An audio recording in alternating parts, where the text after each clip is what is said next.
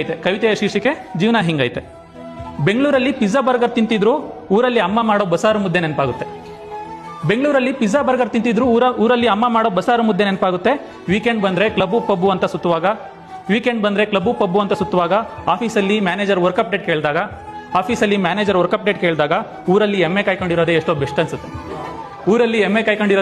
ಅನ್ಸುತ್ತೆ. ಅಪ್ಪ ಅಮ್ಮ ಅಣ್ಣ ತಮ್ಮ ಅತ್ತೆ ಮಾವ ಅಜ್ಜಿ ತಾತ ಅನ್ಕೊಂಡು ಅವ್ರ ಜೊತೆ ಆಡ್ಕೊಂಡು ಕುಣ್ಕೊಂಡು ಹಟ್ಟೆ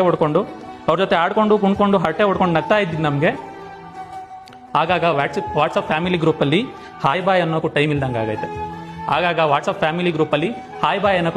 ಆಗೈತೆ. ಮಾಲು ಗೀಲು ಸುತ್ಕೊಂಡು ಶಾಪಿಂಗ್ ಮಾಡುವಾಗ ಅಮ್ಮನ ಕೈ ಹಿಡ್ಕೊಂಡು ವಾರದ ಸಂತೆ ಮಾಡಿದ್ದು ಬೇಡ